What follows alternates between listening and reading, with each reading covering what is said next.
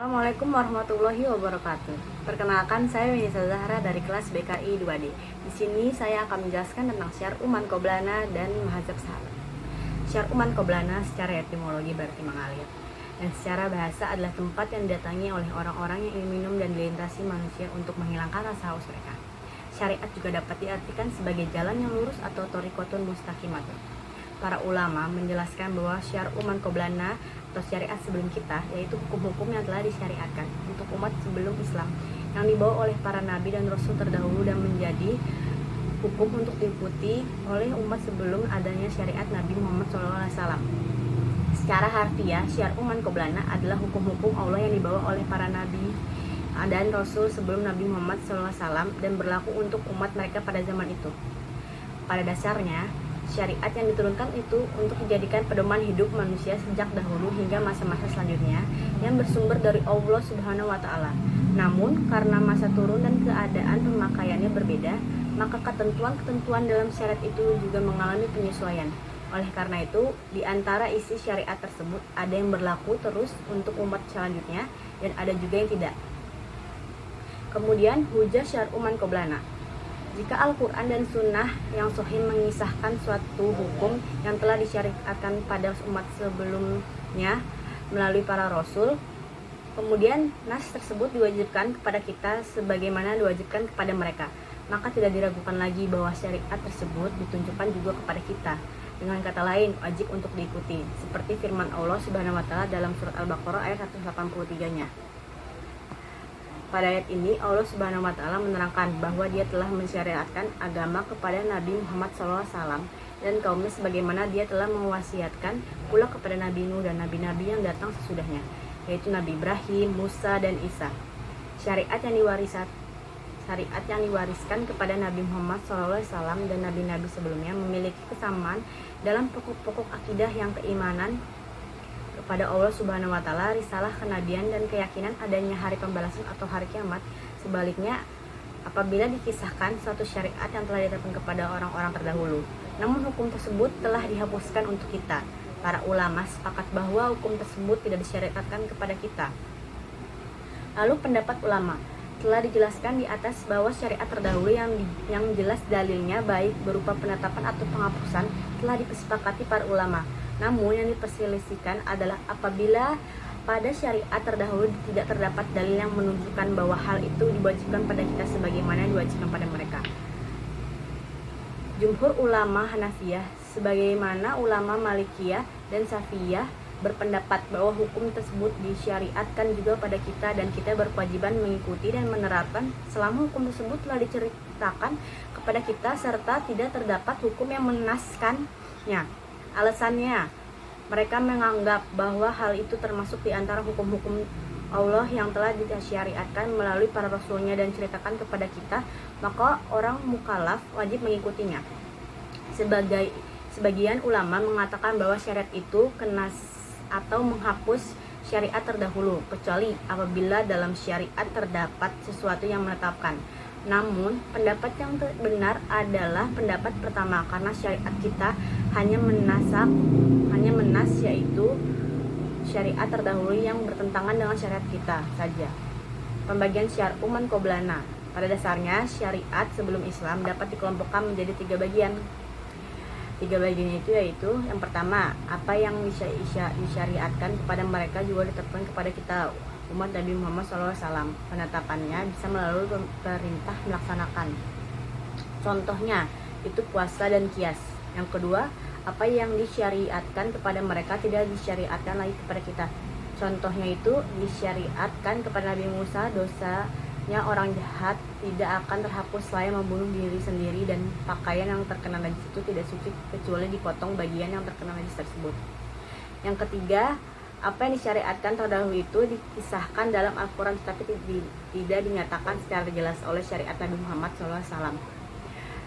Dalam hal ini para ulama berbeda pendapat. Menurut jumhur ulama yang terdiri atas jumhur Hanafiyah, sebagian ulama Malikiyah dan sebagai Syafiyah menetapkan bahwa hukum tersebut harus dipakai sebab hukum tersebut telah diberikan kepada umat sekarang dan kisahnya.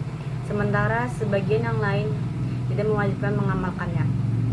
Contoh, qiyas penyiksaan, misalnya memotong jari. Orang harus dibalas dengan memotong jari si pemotong. Begitu syariat dalam kitab Taurat sebagaimana digambarkan dalam Quran surat Al-Maidah ayat 45. Kemudian boleh membunuh orang yang dibunuh dalam rangka bukan untuk kias, dan juga membunuh orang yang berbuat kerusakan di bumi ini adalah syariat dari kitab Taurat dan juga digambarkan dalam Quran surat Al-Maidah ayat 32. Kemudian saya akan membahas tentang mazhab sahabat. Pengertian mazhab secara etimologi adalah jalan, sedangkan secara terminologi adalah jalan yang ditempuh oleh mujtahid dalam menggali hukum syara dan dalil-dalil. Sedangkan sahabat adalah yang menyertai Rasulullah dalam waktu tertentu. Menurut jumhur ulama, sahabat adalah yang bertemu dengan Rasulullah SAW, iman kepadanya bersama Rasulullah dalam waktu yang cukup lama, dan ketika meninggal tetap dalam keadaan beriman. Mazhab sahabat maksudnya adalah fatwa-fatwa mengenai berbagai masalah yang dinyatakan setelah Rasulullah SAW wafat. Setelah Rasulullah wafat, tampillah para sahabat yang telah memiliki ilmu yang dalam dan mengenal fikih untuk memberikan fatwa kepada umat Islam dan membentuk hukum. Hal itu karena merekalah yang paling lama bergaul dengan Rasulullah dan telah memahami Al-Quran serta hukum-hukumnya. Dari para sahabat pula lah keluar fatwa mengenai peristiwa yang bermacam-macam.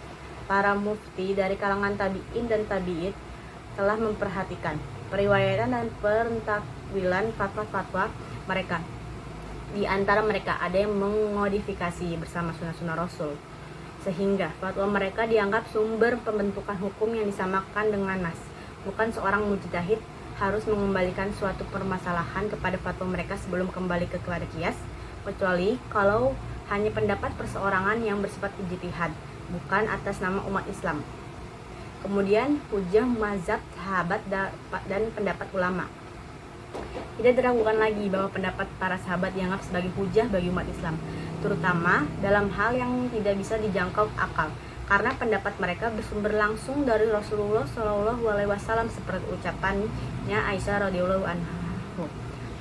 Tidaklah terdiam kandungan itu dalam perut ibunya lebih dari 2 tahun, menurut kadar ukuran yang dapat mengubah bayangan ala tenun. Keterangan di atas tidaklah sah untuk dijadikan lapangan ijtihad dan pendapat. Namun karena sumbernya benar-benar dari Rasulullah SAW, maka dianggap sebagai sunnah, meskipun pada zahirnya merupakan ucapan sahabat. Perkataan sahabat yang tidak bertentangan dengan sahabat lain bisa dijadikan hujah dan oleh umat manusia. Hal ini karena kesepakatan mereka terhadap hukum sangat berdekatan dengan zaman Rasulullah SAW. Pengetahuan para sahabat yang mendalam mengenai rahasia syariat itu menjadi bukti berdasarkan dalil yang qot'i dari Rasulullah SAW. Misalnya keputusan Khalifah Abu Bakar As-Siddiq radhiyallahu anhu mengenai beberapa orang nenek-nenek bersama-sama mendapatkan warisan 1/6 harta peninggalannya yang diwajibkan kepada mereka secara merata. Dalam hal ini tidak ada seorang sahabat pun yang menentang keputusan Khalifah Abu Bakar tersebut. Adanya perselisihan biasanya terjadi pada ucapan sahabat yang keluar dari pendapatnya sendiri sebelum ada kesepakatan dari sahabat yang lain. Abu Hanifah menyetujui persyaratan tersebut dan berkata, apabila yang tidak mendapatkan hukum dalam Al-Quran dan Sunnah, saya mengambil dari pendapat yang para sahabat kehendaki, dan saya meninggalkan pendapat orang yang tidak saya kehendaki, namun saya tidak keluar dari pendapat mereka yang sesuai dengannya lainnya. Dengan demikian, Abu Hanifah tidak memandang bahwa pendapat seorang sahabat itu sebagai hujah, karena dia bisa mengambil pendapat mereka yang dikehendaki, namun dia tidak memperkenankan untuk menentang sebagai pendapat mereka secara keseluruhan.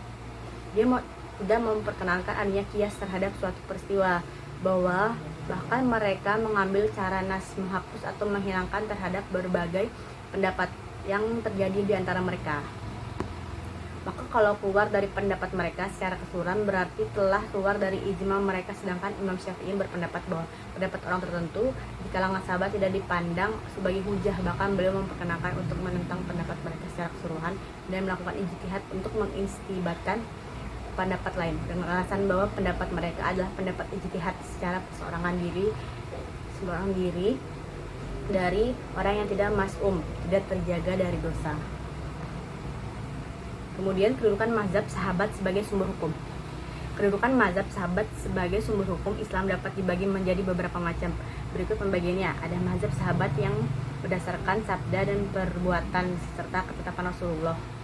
Itu wajib ditaati sebab hakikatnya ia merupakan sunnah Rasulullah. 2. Mazhab sahabat yang berdasarkan hasil ijtihad tetapi telah mereka sepakati. Berikut penjelasan yang tadi saya sampaikan. Pada dasarnya, syariat sebelum Islam dapat dikelompokkan menjadi 3 bagian, yaitu apa yang disyariatkan kepada mereka juga ditetapkan kepada kita umat Nabi Muhammad SAW. Apa yang disyariatkan kepada mereka tidak disyariatkan lagi kepada kita, dan apa yang disyariatkan terdahulu itu dikisahkan di dalam Al-Quran.